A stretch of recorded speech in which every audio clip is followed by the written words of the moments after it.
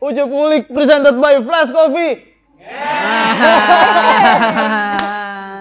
Ngomongin tentang mental health melalui karya. Cowok terlalu lemah itu salah. Cewek terlalu kuat salah gitu. Masa ketika gue menerima kenyataan bahwa sekarang kondisi gue kayak gini. Jadi nggak ada yang ngerti masalah gue doang gitu. Karena bisa overthinking dan nangis sendiri. Ombak bukan untuk dikalahkan.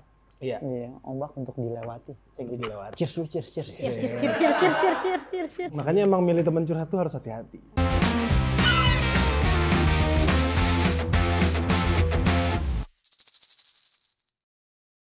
Yo, Kiki Ucup di sini, jumpa lagi di Culik. Ucup Ngulik presented by Flash Coffee. Flash Coffee. Nging. Boleh tuh nanti ya. Tolong ngurusin nanti ya royaltinya ya. Kalau dipakai ya. Jadi kali ini kita berjumpa lagi ditemanin oleh Flash Coffee karena kemarin-kemarin nggak ada Flash Coffee, syutingnya ngantuk. Ada Flash Coffee lagi akhirnya nggak terlalu ngantuk sih. Tapi masih ngantuk. Dan selain Flash Coffee, saya hari ini kedatangan dua penyanyi ya. Yang satu sudah tua, yang satu masih muda. Iya, ada Teddy Aditya dan Gita. Gita. Cheers dulu. Diminum kopinya nih. Ini kopinya mantep, rasa kopi. Wah. Asli kan, Ted? Ngeng. Wah, ngeng banget, asli. Hari ini kita mau ngomong tentang ini ya. Karena dari kemarin Inventory tuh sempat bikin aktivasi hashtag Dare to Speak Up. Rehat dengan curhat. Terus jadi karena itu kita hari ini akan ngomongin tentang sepak bola. Wow. Oh iya, ada rehat ya di antara babak satu dan babak kedua. Ada babak satu dan babak kedua. Tadi jago main bolanya tadi nih. Basketnya juga jago. Jadi kita hari ini akan ngomongin tentang kesehatan mental untuk lebih berani lewat kreasi. Wow. Batuk tuh. Karena nggak biasa ngomong yang serius gini topiknya. Jadi batuk. Jadi banyak banget kan sekarang lumayan populer ya ngomongin tentang mental health melalui karya. Terus karya apapun ya, entah lagu, entah lukisan atau apa, selalu ada cerita tentang mental issue di baliknya gitu. Jadi ini menarik banget untuk dibahas. Sangat menarik. Gitu. Itu kenapa ngundang Teddy. Mungkin Gita karya-karyanya juga gue baru denger yang takut gitu. Tapi nanti kita akan ngobrol itu. Sebelumnya gue mau kalian menuliskan. Di situ udah ada apa sih namanya? Post it. Sticky notes. Iya. Beda bahasanya. Beda generasi. Gue minta kalian menuliskan 5 kata. Yang lagi ada di pikiran kalian saat ini. Tapi satu kata satu sticky notes. Satu kata satu kertas lah gitulah, beda. Nanti gue akan gabungan kata itu dan akan gue nyanyikan. Jadi lirik ya? Iya. Duh, ngapain ya kalau dia lagi nulis nih, ngapain nih? Host ngapain nih? Oh, terima kasih Flash Coffee. Ngeng. Ngeng.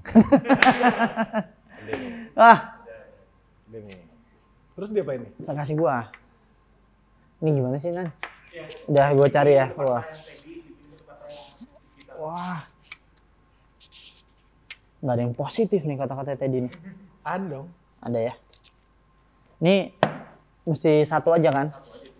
Gita. Aku dah. Nah, Gita ternyata positifnya aku suka Teddy Aditya. Wow. 5 ya?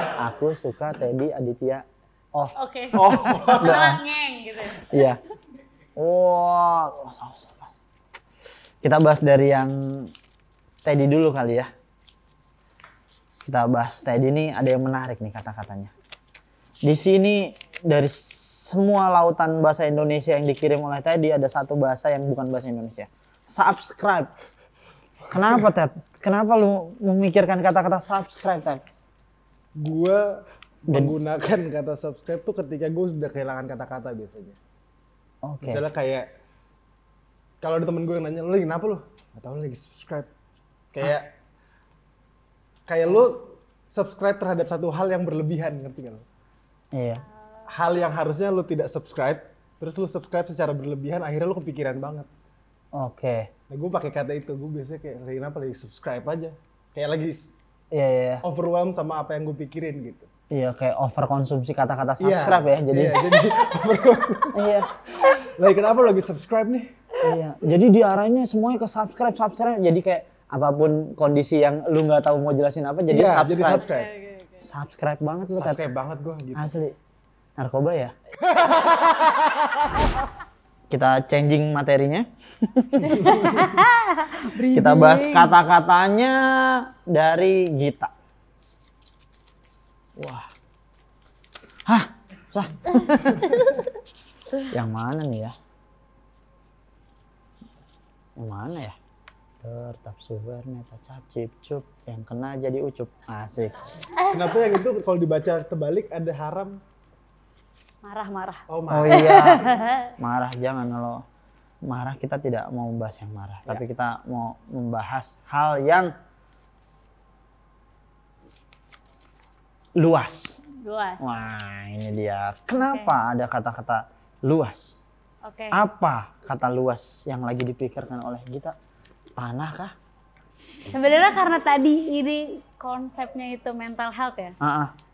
Kadang tuh hanya dengan kata mental health atau kita misalnya menggaungkan mental health, orang tuh mikirnya kita harus open minded, harus berpikiran luas. Karena sebenarnya nggak kayak gitu menurut aku ya. Iya. Menurut aku kalau kita aware, kalau kita sadar sama kesehatan mental itu hanya cukup untuk kita tahu apa yang kita rasain dan kita validasi apa yang kita rasain. Hanya tentang kita gitu loh. Itu semua tentang kita. Kesehatan mental itu tentang kita, bukan tentang open minded, tentang tahu masalah mental ini, tahu cara nge-treat ini, itu sebenarnya menurut aku Kejauhan. ini kayak tiba-tiba aja tuh, tiba-tiba muncul kata luas gitu. Kayak lu harus menangin diri sendiri dulu ya, baru ya kayak sekarang kan orang kayak gimana ya maksudnya? Maksudnya sekarang persepsi orang banyak tentang kayak lu harus ngehargain setiap komunikasi sama orang. Ya, jadi padahal semuanya tuh tentang kayak ya tentang kita dulu gitu kan, baru dibuka tentang orang lain gitu kali ya. Kita sendiri tak, apalagi kan bisa dibilang masa pandemi itu masa produktif lu ya? Ya lumayan. Iya ya? Produktif banget sih kalau dilihat-lihat. Iya makanya, dan lu ibarat terlahir sebagai sosok di saat pandemi juga ya? Bener nggak? Bener ya, bisa dibilang kayak gitu. Nah, keluar lagu segala macam, tapi saat produktif, kenapa karya yang lu keluarkan bisa dibilang menceritakan hal-hal yang insecure, rasa-rasa insecure gitu. Ted lagi. Ini kita kan nih Ted. Iya, maksudnya kayak hal-hal kayak denger lagu takut kan, kayak lu takut dewasa, lu masuk ke awal 20-an gitu. Hal itu sebenarnya gue rasain juga sih. Kayak ketakutan dulu, wah umur 20 nih jadi dewasa, wah gimana ya dewasa gitu tuh, kayak gimana, padahal pas udah lewat udah 25 aja nih. Nggak berasa gitu. Itu mungkin ada cerita menarik di balik produktivitas dengan insekuritas gitu. Insekuritas Rhyme banget. Sebenarnya kalau lagu takut itu, kalau didengar dari lagunya, pertama dari masuk kepala 2, banyak antusiasnya, punya banyak waktu, punya banyak mimpi. Pas sudah makin gede, makin realistis, mimpinya makin berkurang, waktu tidurnya terlalu banyak habisnya, banyak terkuras, tenaga banyak terkuras gitu.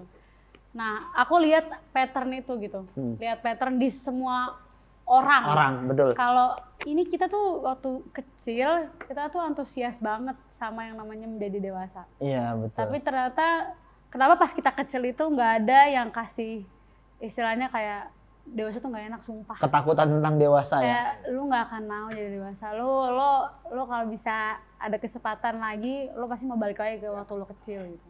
Betul. Nah aku takut banget masuk kepala 2 saat itu. Dan di saat itu waktu masa pandemi, pokoknya dari aku SMA tuh aku udah takut banget masuk kepala 2. Dan masuk pandemi itu juga titik terendah dalam hidup aku, di mana aku bener-bener nyalahin diri aku sendiri. Gila, gue tuh punya banyak banget yang namanya tujuan di 2021. Gue punya banyak banget konsep hidup gue, pokoknya gue akan jadi kayak gini, gue akan ngerjain ini, ngerjain itu. Tapi itu semua hancur hanya gara-gara pandemi ini gitu. Iya. Bener-bener semuanya mati. Buyar. Kayak aku nyalain diri aku sendiri dan aku kayak nge-push. Padahal ruang gerak udah sempit, tapi aku masih kayak gue harus ini, gue harus itu. Ini gara-gara pandemi gue nggak boleh terjebak. Gue harus bikin sesuatu, gue harus ini, harus itu. Karena kenyataannya semua orang hidupnya dijeda. Iya emang. Semua orang kayak pause. Lo semua nggak ada yang bisa bergerak lebih dari ruang gerak lo. Kayak tapi aku berusaha maksain diri gitu. Ternyata di situ kayak ada teguran. Aku pokoknya namanya udah nyalain diri sendiri dan rasanya semua tuh gelap gitu. Kayak ini gue gak akan bisa keluar. Mungkin. Ya. Gelap banget. Kayak bawaannya kayak gue pengen ditemukan gitu. Pengen ditemukan dari kegelapan ini karena gelap banget kayak ini gak ada jawabannya. Gue kemanapun. Clueless semua, walaupun orang udah kayak tenang aja. Ini kan hidup gini. Gak bisa gitu. Tampol aja tuh orang-orang kayak gitu. Tenang aja. Itu pasti akan selesai. Balik lagi yang ketakut. Aku merasa karena aku anak ketiga, aku ada kakak, ada abang, punya bapak, punya emak. Iya dong. Iya pastinya. Om kayak ada juga kan? Ada, tante ada, apalagi ada. Sepupu ada. Ada dong. Kayak aku motor, tuh. Punya motor. Terus. Jadi aku melihat mereka berkembang. Aku lihat abang aku grow up dengan dilibas pakai gesper, dipukul pakai kursi, terus dia ngelihat dia bandel, ngelihat dia nyoba itu, kakak aku ada mental state-nya gimana, kayak aku melihat mereka tumbuh dan aku kayak lah ini yang gue akan lalui nanti, kayak kok sedih banget sih, ini yang gue akan hadapi nanti, nangis gara-gara cewek, gara-gara cowok, putus cinta, kena masalah di sekolah, ini yang harus gue laluin, kayak aku tuh melihat itu dan aku udah membayangkan kayak masa sesedih itu sih dewasa gitu. Ya, dewasa kok sedih itu ngelihat bokap kita yang penting anak gue makan, gue nggak usah makan deh gitu. Kayak lah masa gue udah tahu kenyataan kalau gue akan ngasih makan ke anak gue nggak usah makan. Kayak itu kan sesuatu yang kayak kok gini banget sih gitu. Ya kan memang gitu kan. Jadi maksudnya aku kayak perumpamaan. Anaknya diduluin pasti. Bapaknya makan enak. karena bapak udah makan di kantor. Oke. Jadi kalau kita ngomong ke karyanya lu Git, balik ke Gita dulu bentar ya tadi karena Gita cewek ya. Kenapa ada ini ya, ada bercanda. Enggak. Karena gue sama Teddy udah keseringan ngobrol. Nah, kalau ngomongin takut kan itu ada di dalam satu EP ya? Yap. Gitu. Maksudnya dalam satu EP itu berisi tentang rasa takut, rasa ketakutan lo di saat pandemi itu kan yang tadi lo ceritakan itu, atau ada hal-hal lain yang lo bahas itu? Jadi EP-nya kan judulnya Semoga Sembuh. Semoga Sembuh. Iya. Iya. Sakit apa? Kenapa? Emang sakit apa? Tipes. Nah, ini saya mau jelasin nih. Iya, oke. Jadi kan Semoga Sembuh. Kalau dijabarin itu kan ada 5 track. Ada 5. Ada dari Berlaga Bahagia, Sekuat Sesakit, itu dia. Takut, Kasur Tidur, Semoga Sembuh. Waktu 2021 aku ada masalah. 21 apa 20? 2021 kemarin ada masalah di hidup aku yang bener-bener sebenarnya masalahnya nggak cuma dari aku, tapi karena aku bekerja sama orang lain, aku hidup dengan orang lain, jadinya mau nggak mau aku juga ngaruhin emosiku ke orang lain gitu.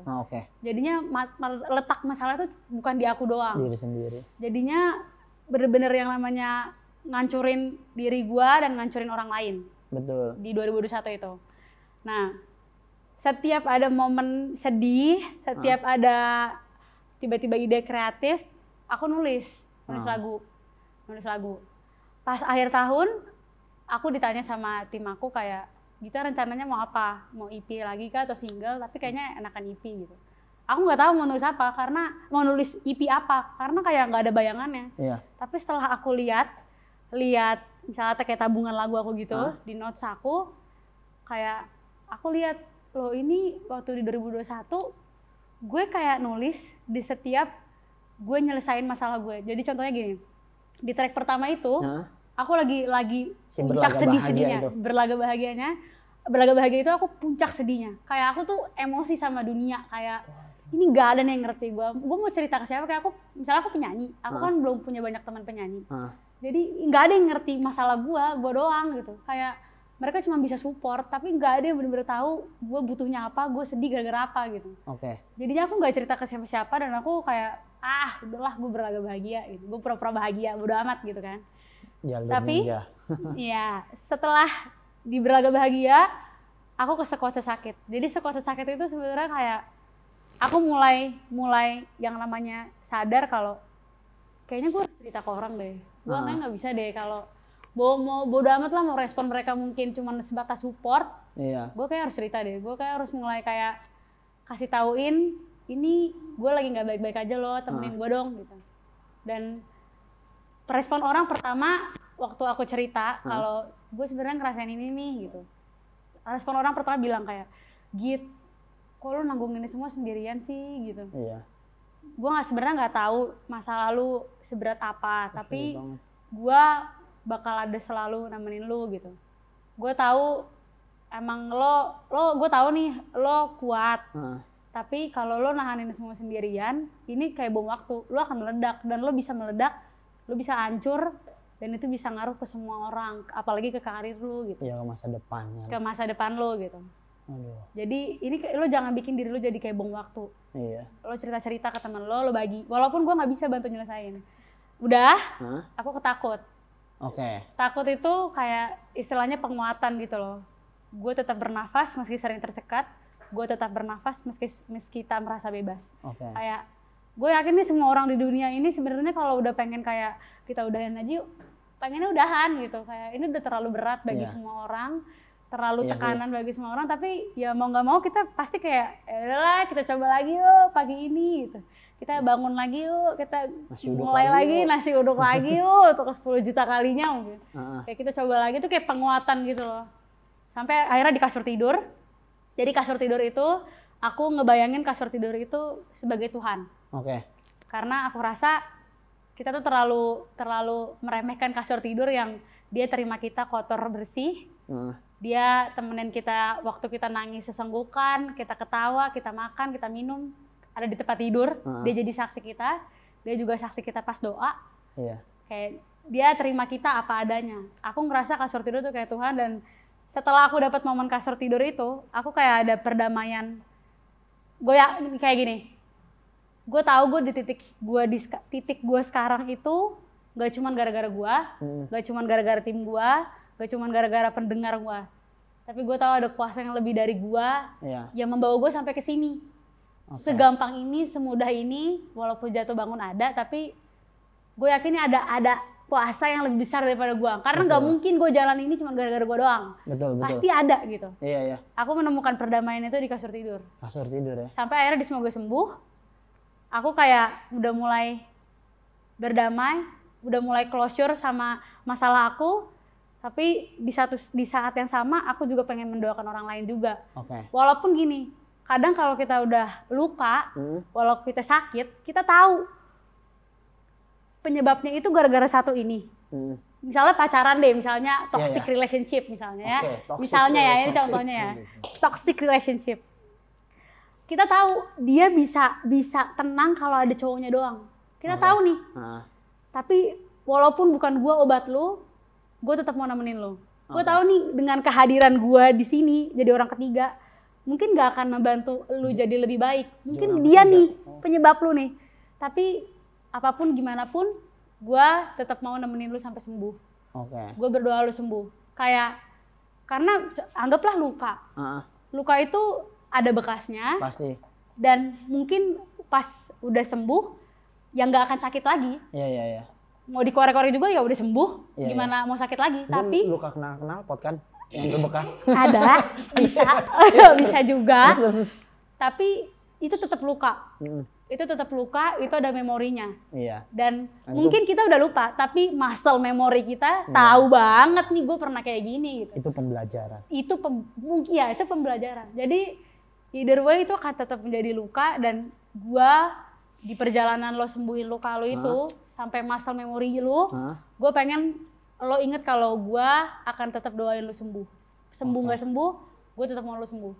Nah itu jadi dari EP itu tuh sebenarnya cycle Gita tahun 2021 tuh. 2021, Gita berdamai sama dirinya, Gita tahu cara nyelesain masalah hidupnya yang mungkin bagi orang lain gak seberapa ya, tapi ya ini Gita gitu. Untung temen lu baik, jawabnya kok lu nangis sendirian. Kalau temen lu cerita nih, temen lu jawabnya kayak ya udah Git, di podcastin aja. Sebelum kayak dikontenin aja. Lagi cerita nih, wah gua berat banget hidup gua. Di podcastin aja lagi itu seru. Itulah butuhnya kita kurasi temen ya. Berarti itu proses berdamai tahun 2021 ya? Iya. Tempat tidur adalah saksi semua ceritanya berarti ya? Iya, tempat tidur. Iya emang bener sih, kita nggak pernah menghargai tempat tidur ya. Iya. Tempat tidur adalah tempat ternyaman yang paling ada. Dan dia tuh gak minta kita kasih gua spray terbagus, kasih gua selimut yang mahal. Dia nggak pernah kan, kayak ya walaupun dia beda mati ya, tapi dia tuh nggak pernah minta kita ngapain, dan dia terima kita mau lu udah kotor banget nih kena polusi Jakarta. Dia selalu maksimal buat kita. Iya, dia kayak bakal kasih kenyamanan yang sama gitu. Iya, tempat tidur tahu banyak hal kan? Yang kita nggak mau orang tahu aja, dia tahu dan dia diam. Kayak dia diam nih, dia nggak bilang ih salah. Iya, nggak tahu. Proses dewasa juga tempat tidur yang tahu duluan kan. Semuanya. Itu dia. Menjadi dewasa, tempat tidur memang saksi segala-galanya. Ya udah berarti wah dalam juga gitu ya 2021 semuanya sampai akhirnya jadi lagu itu berarti jalan keluar lu bertemu dengan Ezra untuk membuat itu menjadi lagu, atau lu ada teman yang untuk gua laguin aja, atau lu bikin sendiri? Sendiri. Ngekompos sendiri dulu. Jadi karena aku nggak jago instrumen, aku dari mulut dulu. Nulis terus dari mulut suara drum gitu. Dar. Berbakat banget gitu kan. Jadi akapela. Dari situ. Oh, dari situ. Baru akhirnya ya lu mencoba menjadikan semua ini kayak gua harus bikinnya jadi karya gitu ya. Lebih ke gini sih. Aku nggak tahu ya, mungkin Kak Teddy juga ngerasa hal yang sama. Kayak bawaannya kalau misalnya udah sesak banget, bawaannya pengen muntah gitu kan. Iya, pengen dikeluarin. Nah, muntahnya itu aku bentuknya lagu. Yeah. Mungkin ada orang healing kan, ke Curug atau staycation kan. Curug healing. Itu mau outing. Coba aja lah sih. Out of the box sih, gue gak kepikiran. Kata-kata lu keluarin healing ke Curug. Lui Hejo ya, Lui Hejo pasti kan. Karena sekarang orang-orang ke situ. Lui Hejo. Iya, Lui Hejo. Enggak, cuman generalisasi kata healing tuh agak lumayan ini sih. Sama Curug. Bukan. Maksudnya kalau jalan-jalan tuh healing namanya. Iya. Trilogi lu keluar dari situ juga, Ted. Lu menggambarkan 3 bulan terpuruknya lu itu. Iya. Langit favorit lu melihatnya cuman plafon rumah 3 bulan. Langit favoritku tuh perumpamaan. Iya. Perumpamaan tempat yang gue nyaman. Oke. Jadi kalau ngomongin trilogi itu ada 3 fase. Fase pertama tuh fase pelepasan. Oke. Fase ketika gue menerima kenyataan bahwa sekarang kondisi gue kayak gini. Oke. Bahwa gue tahu gue suka banget sama hal-hal tertentu yang ketika gue merasa nyaman. Nah, gue mau mengumpamaan langit favoritku itu sebagai tempat nyaman itu gitu. Okay. Jadi fase pelepasannya adalah ketika gue tahu ini tempat nyaman, tapi maksudnya si langit favoritku ini adalah tempat nyaman, tapi ketika gue harus keluar dari situ, langkahnya nggak boleh ketahan hanya karena tempat yang gue berada sekarang itu nyaman. Oke. Gitu. Jadi emang betul meninggalkan tempat zona nyaman. Zona nyaman. Gue melepaskan apa yang gue nyaman, titik nyaman dalam berbagai macam hal lah. Iya. Gitu. Jadi langit favorit itu ceritanya tentang itu. Jadi kayak menerima kenyataan. Oke, ya udah sedih nggak apa-apa. Gitu. Yang penting lo sadar bahwa kesedihan ini, bahwa tempat lo yang sedang lo ada di titik sekarang ini nggak akan selamanya. Oke. Gitu. Jadi ketika lo melangkah, lo akan tetap inget tuh langit favoritku. Langitnya akan tetap indah, langitnya akan tetap bagus. Cuman lo akan tetap melangkah ke depan, ke tempat yang lebih baik. Biarin si tempat nyaman dan warna indah itu jadi ada di memori lo selamanya, supaya lo ketika lo melangkah ke depan, lo akan tetap inget. Oh, kalau gue balik lagi ke tempat itu, gue akan begitu lagi. Gitu. Iya. Langit favoritku tuh tentang melepaskan dan merayakan lagi rasa sebenarnya. Itu langit favoritku. Baru ke semestinya. Semestinya tuh sebenarnya lagu pertama yang jadi di trilogi itu. Oke, bukan langit malah. Bukan langit justru. Langit favoritku itu justru lagu kedua. Setelah semestinya jadi, baru gue nulis langit favoritku. Oke. Setelah ada kesadaran. Jadi semestinya tuh lebih kayak liriknya sebenarnya gamblang banget sih. Salah berkali-kali, gila mengejar mimpi, tak ada pintu yang terbuka, semua usaha kini. Pokoknya kayak di titik ketika gue tuh yang tadi gue bilang, gue tuh semestinya kayak gimana sih? Teddy Aditya tuh semestinya, Teddy Aditya yang sebagai manusia harus semestinya kayak gimana, Teddy Aditya yang sebagai singer songwriter semestinya kayak gimana gitu. Jadi kayak di lagu semestinya itu adalah momen dimana gue pakai sebagai pengingat gue bahwa lu tuh semestinya kayak gini. Makanya liriknya di refnya tuh ambil alih kendali diri kembali semestinya, karena yang gue rasakan waktu dalam 3 bulan itu gue out of control terhadap diri gue sendiri. Iya, lu secara diri sendiri. Iya, secara mental, secara fisik dan secara semuanya gue nggak punya kontrol terhadap diri gue sendiri gitu. Akhirnya kesadarannya adalah oh ternyata memang kontrolnya ada di gue sendiri. Cuman nggak mau gue menyadari itunya. Iya. Terus lagu ketiga, lagu terakhir tuh judulnya Masa Depan. Masa Depan tuh ada satu lirik yang kalau jabarkan gitu di pre-chorus pertama, setengah mati jinakan ombak, setengah hati hidupku rombak. Maksudnya rhymes banget ya. Kita tuh manusia, gua menyadari bahwa manusia, gua melihatnya bahwa manusia tuh selalu mati-matian menjinakkan ombak. Gitu, kayak ombak tuh faktor eksternal apapun ya. Iya. Sedangkan ombak tuh nggak akan pernah jinak. Dia bisa tiba-tiba gede, bisa kadang-kadang jadi tsunami. Cuman at the end of the day dia akan balik lagi ke laut. Gitu. Iya.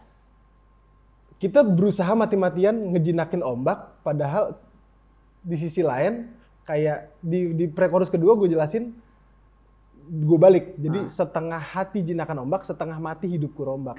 Iya. Jadi bahwa kayak sebenarnya bukan ombak yang harus jinakin, tapi bagaimana kita bereaksi sama ombak itu, bagaimana kita menghadapi ombak itu, bagaimana kayak orang surfing kan, ombaknya segede apa, dia responnya harus kayak gimana, dia geraknya kayak gimana, kadang harus oke, yang ini bisa gue hadapin, yang ini nggak bisa gue hadapin, ya udah gue mundur dulu gitu. Yang ini jangan nih, pasti gede. Iya, yang ini jangan gitu, kayak gitu-gitu. Si Masa Depan itu bercerita tentang kayak gue merasa bahwa gue selalu mati-matian jinakin ombak, padahal nggak akan pernah bisa gue jinakin. Yang bisa gue rubah adalah bagaimana gue menghadapi si ombak itu gitu. Iya. Jadi pesan utamanya adalah semua yang pernah terjadi dan semua yang akan terjadi ya untuk masa depan. Iya. Jadi ya lu rekam, lu jadiin pembelajaran, lu catat di kepala lu ketika lu akan menghadapi hal-hal tertentu, lu punya ingatan terhadap itu gitu. Jadi untuk masa depan yang lebih baik, apa yang harus gue lakukan sama diri gue gitu. Betul. Apakah gue harus menjinakkan ombak terus-menerus, ada orang ngomong apa gue bantah, ada orang ngomong apa gue bantah, atau gue ya udah orang mau ngomong apa yang penting gue tahu sama diri gue. Gue tahu diri gue harus kayak gimana, gue tahu harus bereaksi seperti apa gitu. Iya, fokusnya malah buat ngelawan ombak ya. Iya, kita sering banget kayak gitu kan, fokus sama ngelawan ombak. Itu privilege manusia juga tuh, egois. Iya. Padahal nggak bisa dilawan ombak. Ombak udah ada yang ngatur, mau dia gedenya segimana, mau kecilnya segimana, kita berdiri di situ ya kehantem-hantem juga. Cuman gimana kita kayak ombaknya gede, kita berdirinya harus lebih kenceng, ombaknya pelan ya kita bisa santai gitu. Emang bagaimana kita bereaksi sama diri kita sendiri ombak aja. Bukan untuk dikalahkan. Iya. Ombak untuk dilewati. Cheers. Terima kasih Flash Coffee. Ngeng. Ada kemana, ada aktivitas di Instagram Flash Coffee ya, si Rehat dengan Curhat ya. Jadi ada 2 orang yang kita pilih ya, yang dia curhat, terus kita mau dibacain nama Teddy sama Gita nih. Oke. Ceritanya, coba. Nama audiens Disamarkan. Jadi ini namanya Samar. Ya, kebetulan Samar Putra Mahmudin. Iya, ini ada yang curhat kayak gini nih, Tat. Coba Teddy dibacain. Orang tua sudah pakai nada. Wow. Challenge.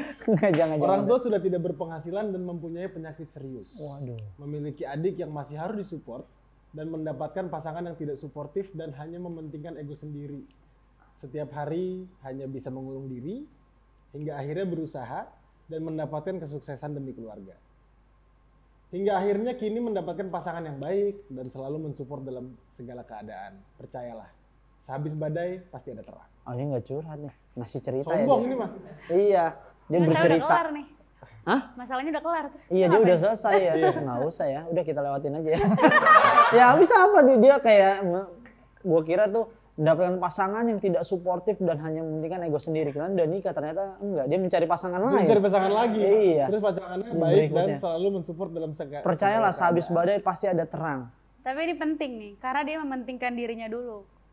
Dia nge-kick semua yang akan menghancurkan dia. Jadi toksik. Iya. Jadi dia memilih dirinya dulu. Wah, nggak bisa nih gue kayak gini. Kayak tadi cerita Kak Teddy kan, kalau ini gue gak bisa nih gini terus. Nah ini tadi banget nih, setiap hari hanya bisa mengurung diri hingga akhirnya berusaha dan mendapatkan kesuksesan dari keluarga. Jangan.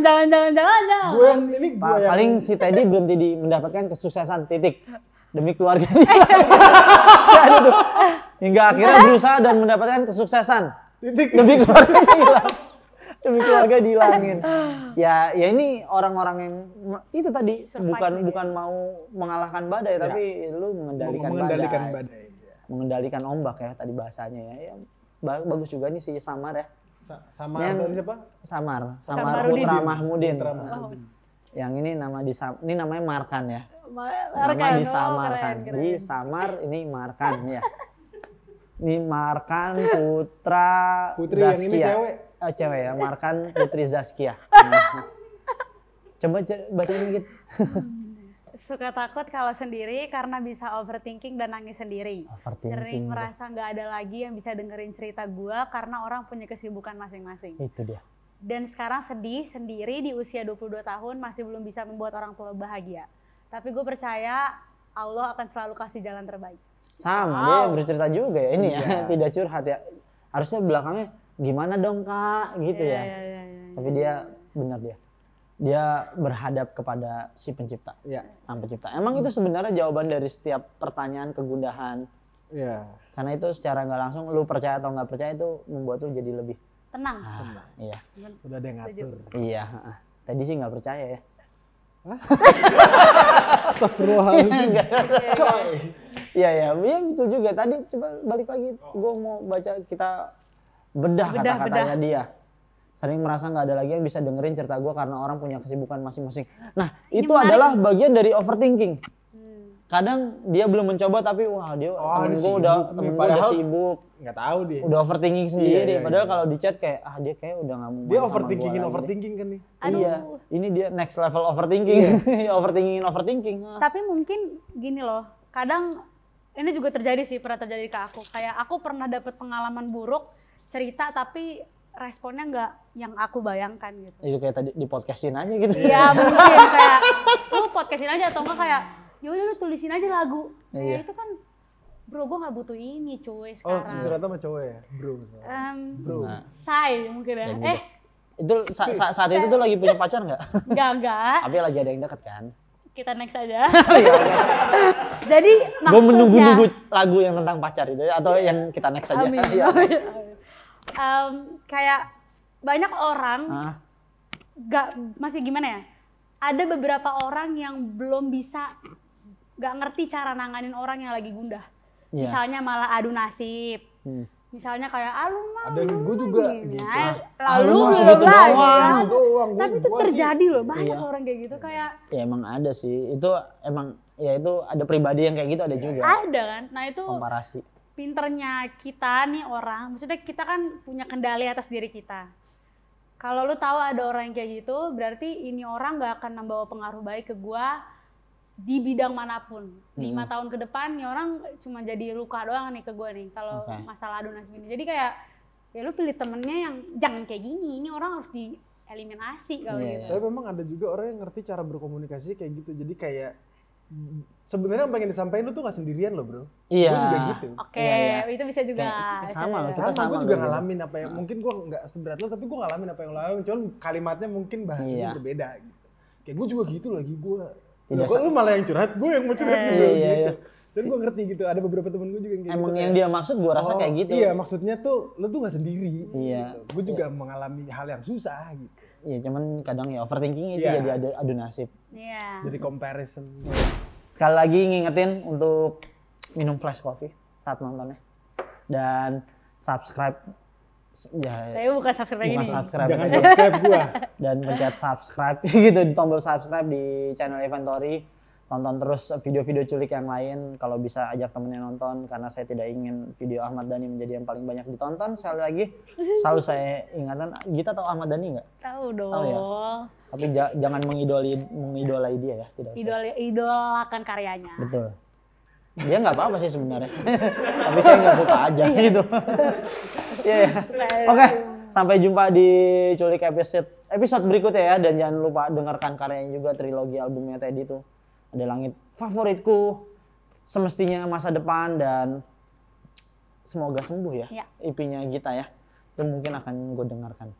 Silakan. Di jalan gue pulang nanti sama masa depannya Teddy. Gue mau tahu masa depannya Teddy seperti apa. Tunggu aja.